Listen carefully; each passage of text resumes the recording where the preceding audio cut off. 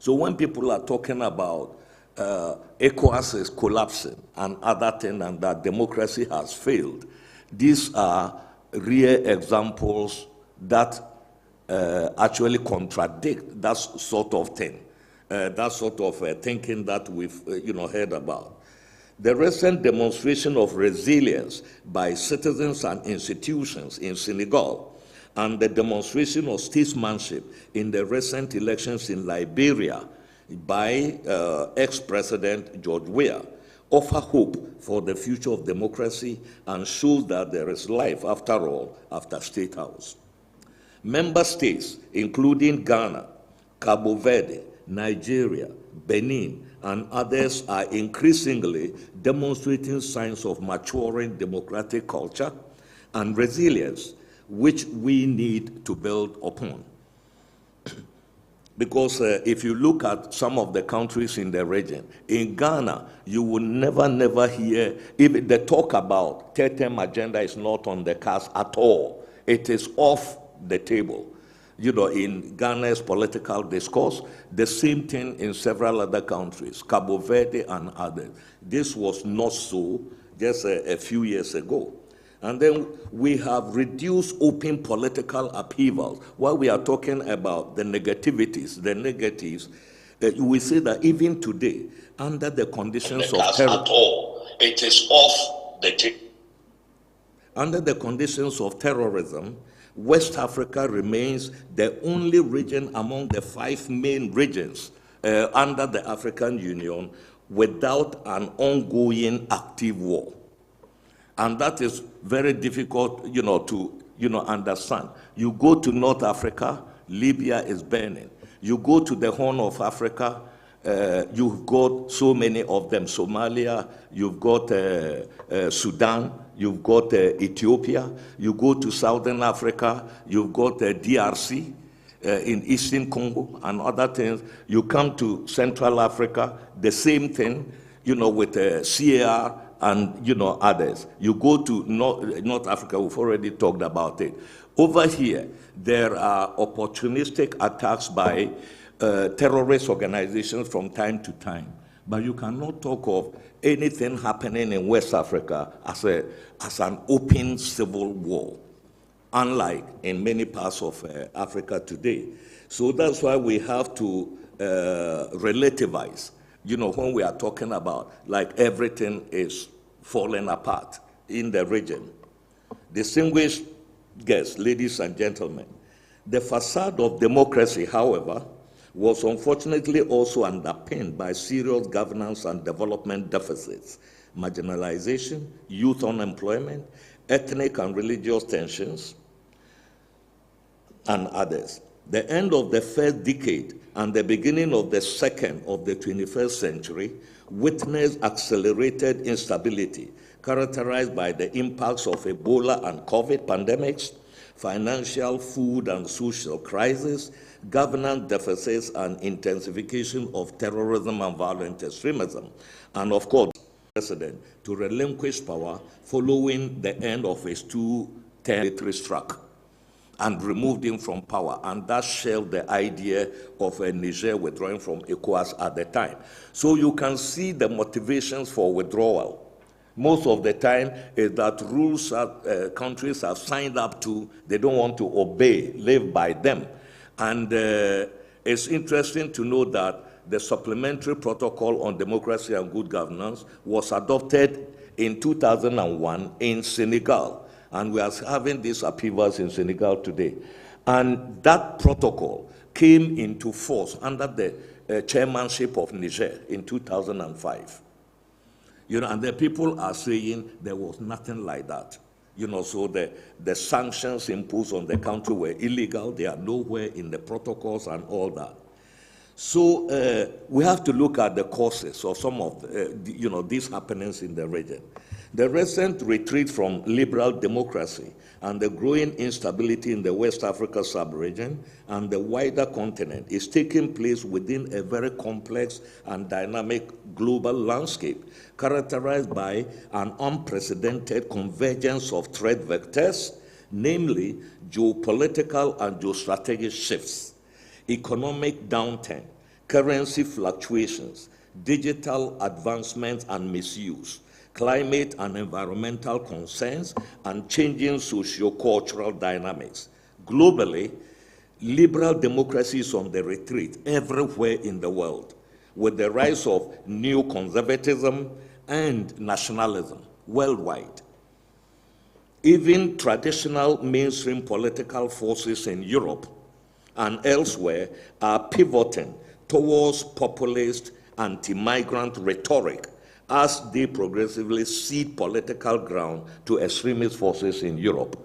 In fact, the EU elections are coming up in June, and if you speak to all EU representatives, one of the things they dread is that there's going to be something like a landslide by nationalist forces, which would, shift Europe completely to the right, to that extent. This is what is happening.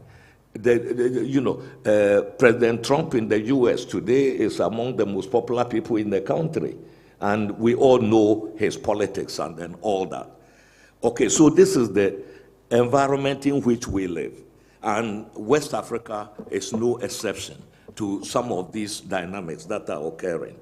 On the geopolitical and geostrategic front, there are three broad tendencies that can be discerned, to guide us in our discussion. Number one, it is the tensions between liberal democratic forces and the push towards autocracy and military dictatorship, as we are seeing now. The second is the jihadist agenda to create caliphates on the continent, instrumentalizing faith and identity while asserting illegal control over natural resources.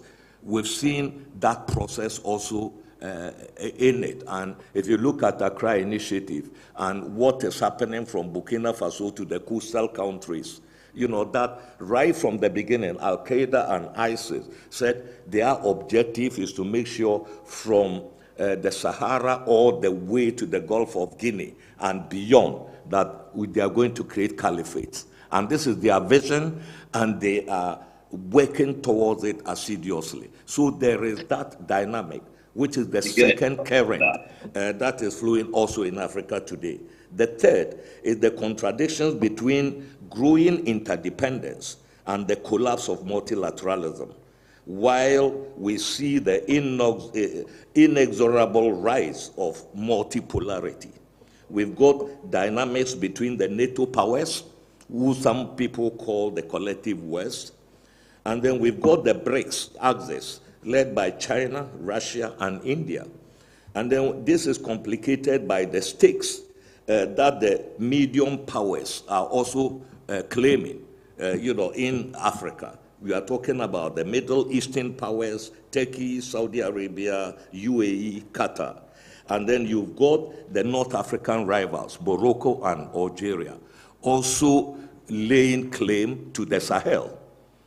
So these are the dynamics that we see, the three broad, trends that we have: on the multipolarity, the whole terrorist movement, and then the fight between liberal democracy and military dictatorship, in the continent.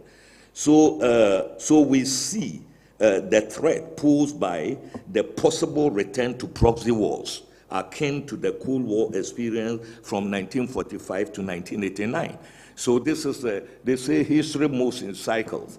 And this is what we are seeing now. We are returning to it, and we, under multipolarity, everybody hoped that there will be choice. You could create alliances everywhere to your benefit. But what we are seeing is that with multipolarity, now anybody who flouts their own regional norms and other things will have a partner who will support it. And we see that, today in West Africa with the alliance of Sahelian states, and, others. They've got their backers, and then, the others are making, like France, the boogeyman, and attaching ECOWAS to France. That ECOWAS is being dictated to by France and then others. You hear that often and often. And ironically, these countries continue to stay in UEMOA, the West Africa Economic and Monetary Union, which was actually facilitated by France, and they continue to use franc CFA, whose validity is guaranteed by France, and then things like that. So those are some of the contradictions that we see unfolding in it. So what are the enablers and accelerators of the crisis of legitimacy of liberal democracy that we see it? It is the cumulative impact of the pandemics, the poor leadership and macroeconomic mismanagement amidst a global financial, economic, and social downturn. That is one. Two, the asymmetric security crisis, terrorism, radicalization, and violent extremism, led principally by the Al-Qaeda and Islamic State affiliates on the continent, identity-based violence, the farmer-herder dynamics, intercommunal violence, and then climate change as a threat multiplier, killed the dynamics in Central Sahel and worsening with the worsening cyclical floods and drought. So if you look at the 4 countries that have withdrawn from, who say, the 3 countries that have said they want to withdraw, they are in the epicenter of the Sahel. And this is where terrorism is at its highest. This is where climate change has a lot of impact. And so you have to look at it and then ask yourself, why is Guinea not withdrawing? Because Guinea has also, we've imposed sanctions on Guinea. So, and is it actually the sanctions or there is something else with terrorism, which all these regimes said was one of the main reasons why they took over power? Meanwhile, terrorism is becoming worse and worse, in the country. So we have to, look at all these, situations. If you are going to look at the figures, in 2023 alone, 3,500 terrorist attacks occurred in West Africa, 3,500. And even that is a lower number than previously. But what is interesting is that there are fewer attacks and greater fatalities because the state is withdrawing from the periphery, leaving people to their fate. And then the terrorist groups also have got more lethal weapons. That is so with fewer attacks, they are causing more and more casualties among the population. So we had the 3,500 attacks, 2023. About 2,000 of them were in Burkina Faso alone.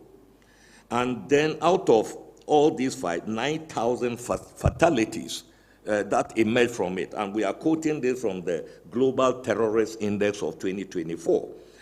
Fatalities, 7,000 in the Alliance of Sahelian States alone, 7,000 out of the 9,000 in the region. Burkina Faso today has overtaken Afghanistan as the most terrorized country on earth.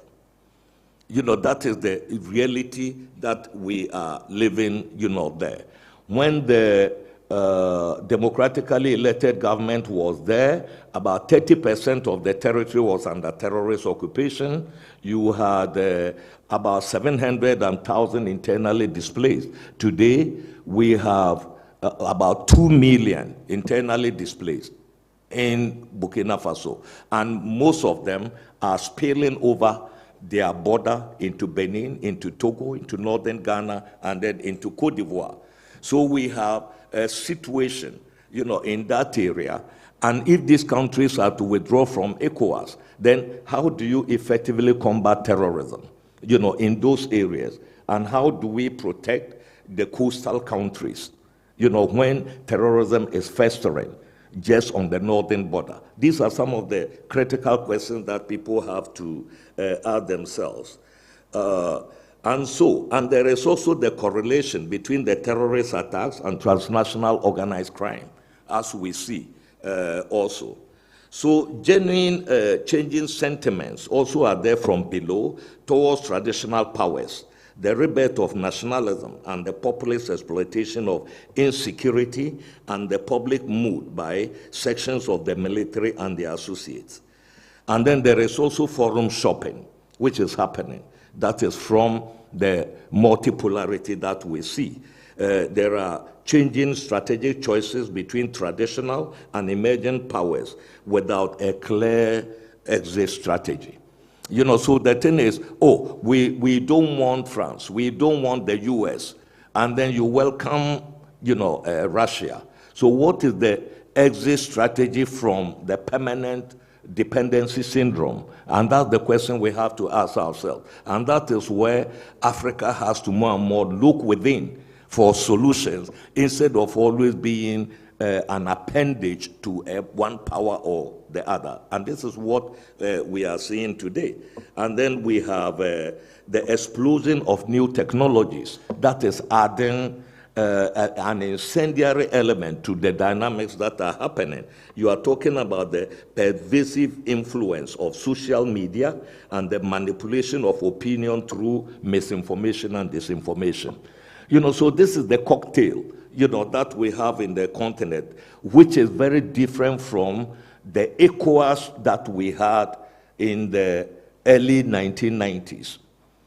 We have soldiers for Boucadry during elections in the region, and they are the vast majority that perish on the oceans trying to seek greener pastures. So if they are not integrated into the economy, this is what we are, we are seeing, around the youth question.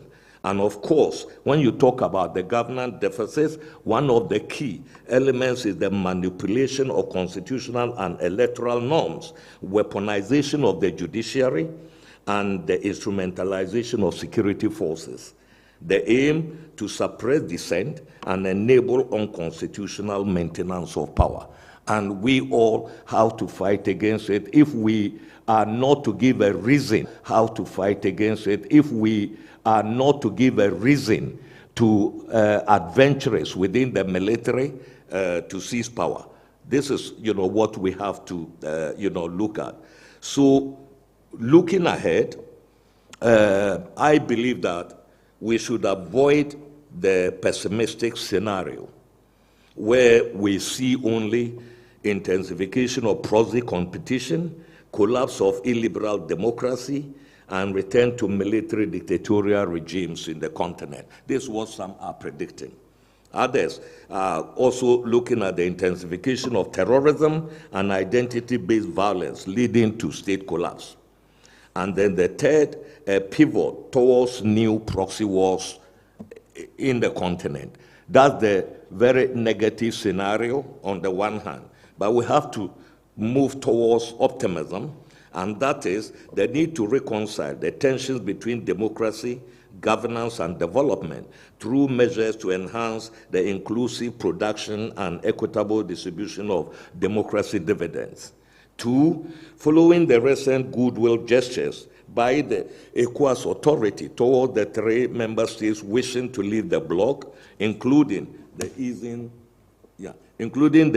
of the sanctions, and then the various behind-the-scenes engagements.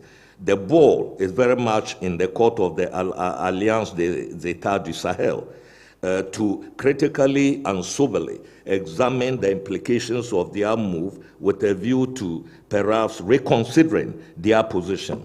ECOWAS will continue to engage them towards this end. This is the official position of ECOWAS. However, the region must not compromise on its strategic choice of liberal democracy and its core values and principles as enshrined in its instrument. Thus, we must insist on the restoration of constitutional order in the countries in transition, Mali, Burkina Faso, Guinea, and Niger, through dialogue and peer pressure. Combating manipulation of constitutional and electoral laws for unconstitutional maintenance of power through reforms and social and peer pressure on leaders with such intentions. Cue the ongoing review of the supplementary protocol. ECOWAS is engaging in it, looking at the constitutional reviews with the intention to hang on to power. We are on that now. And we need to empower and unleash the civil society and private sector agency in favor of democratic consolidation and inclusive economic development. the enhanced operationalization of the ECOWAS conflict prevention framework and the establishment of the ECOWAS ECOSOC, the Economic, Social, and Cultural Council, which is supposed to come on stream as the interface between broad civil society and decision-making instances of ECOWAS, is expected to be operationalized by the end of the year. We need also to strengthen counter-terrorism efforts, the activation of the ECOWAS standby force in its kinetic mode, and the coordination of the disparate counter-terrorism efforts in the region, including the Accra Initiative and then the multinational joint task force. And we are already working towards agreeing MOUs with all these structures to make sure that we have a coordinated front in the fight against terrorism. In this regard, the timeliness of the recent UN Security Council resolution authorizing the use of assets contribution to sustainably fund African-led peace support operations cannot be overemphasized.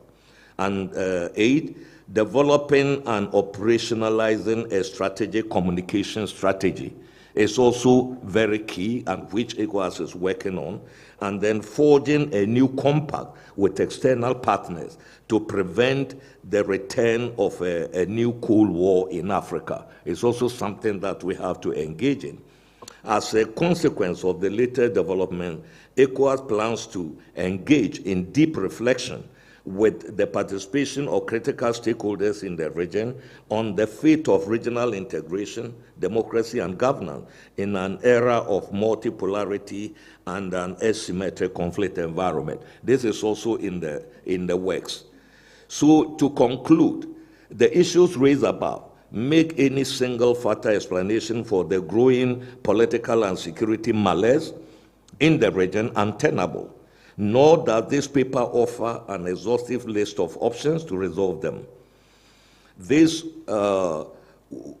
I am of the view that the military and dictatorial rule is not a viable alternative to electoral multi-party democracy.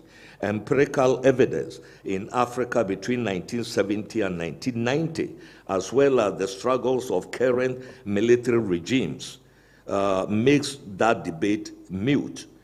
We know democracy in the post-Cold War iteration is only a generation old. This liberal democracy started in the 1990s. It's just one generation, about 30 years. It may have failed so far to deliver enough public goods, but it safeguards citizens' rights and offers free choices. Military and dictatorial rule guarantees neither development nor human rights. And this, our history teaches us that.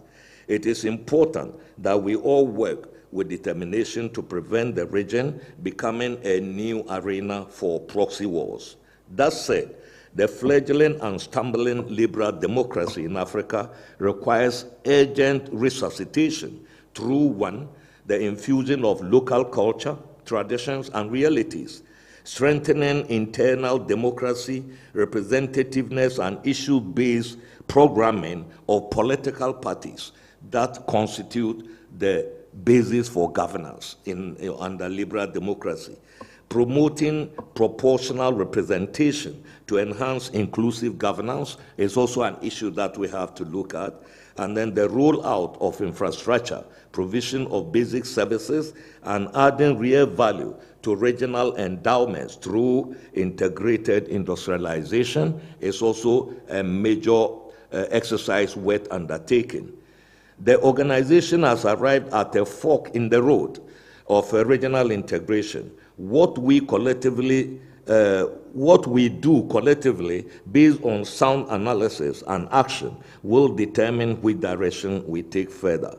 Promoting and ensuring good governance and development require the collective efforts of all, governments, the citizenry, their organizations, and partners. Citizen apathy is the accelerator of bad governance. The political, economic, and social condition in the region is dire, but not irreversible. Restoring confidence in governance in the region requires a compelling strategic approach as well as a multidimensional, multi-actor, and multi-agency effort by all critical local, national, and regional actors in a strategic partnership with the African Union and the United Nations. I think with determination, we can overcome the current hiccups that we are seeing in the region. And with that, I want to thank you for your patience and attention. Thank you.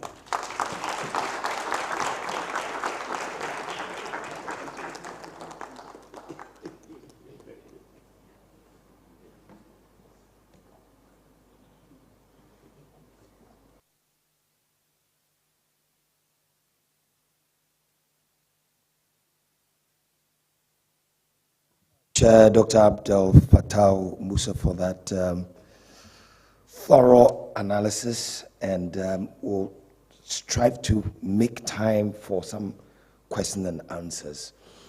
For now, I'll move on to Monsieur Boucadry Traoré, who is a Malian politician and investment advisor and consultant. He's joining us online. He was chairman of the Convergence, Monsieur Diké, Convergence Africaine pour le Renouveau, or CARE, C-A-R-E. He was presidential candidate of CARE in 2012 and also participated in the election the following year, but he did not become president. He is also the founder of Tanexco, which is a trade and investment corporation. He is the son of the late former president, Musah Traoré. And who knows, if things normalize, we may have a future president speaking next. And Monsieur Traoré, you have 15 minutes. Thank you very much. Thank you very much, sir. I hope you can hear me. Yes, we can. Okay, thank you for that wonderful and very generous introduction.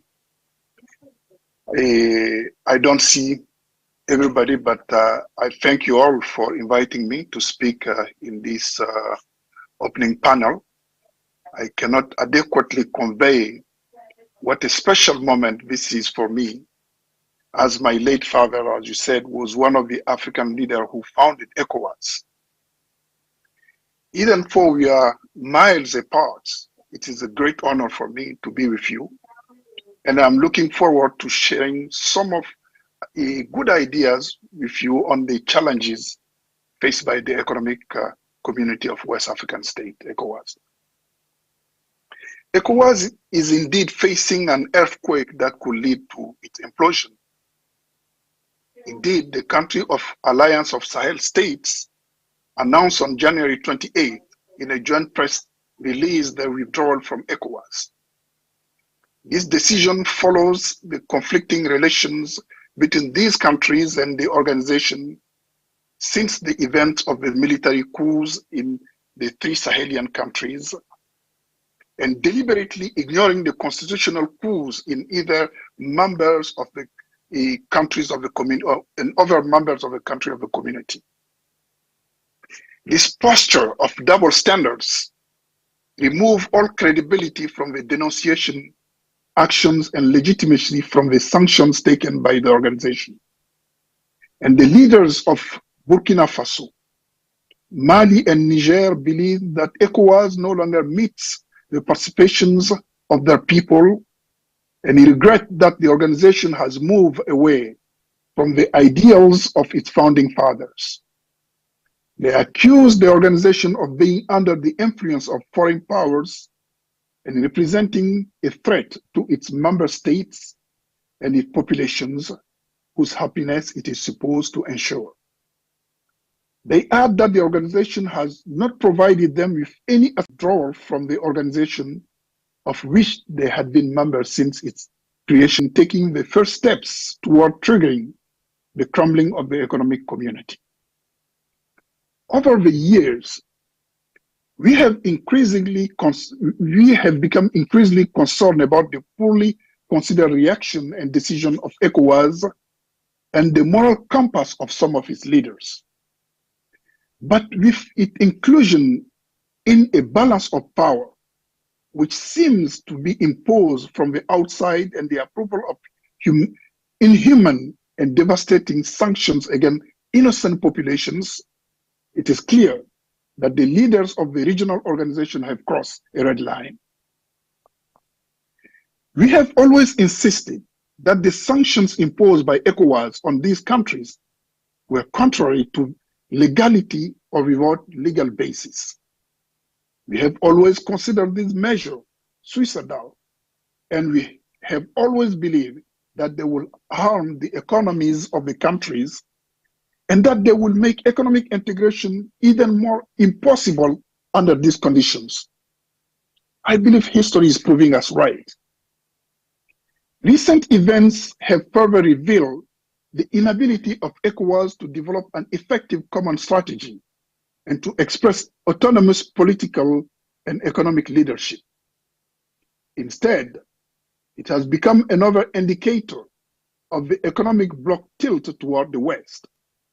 Thus, instead of finding lasting solutions to political or economic problems within member states, it instead continues to make light decisions that make it even more harmful. It seemed to us that there is a lack of adequate knowledge of the issues or poor thinking among the organization's leaders. It is time for these leaders to have the ability to anticipate the consequences of their decisions and actions. Utopia must not become the hope of our time.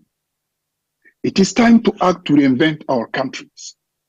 Our policies must aim to truly strengthen the fronts long bent by disastrous historical circumstances in order to take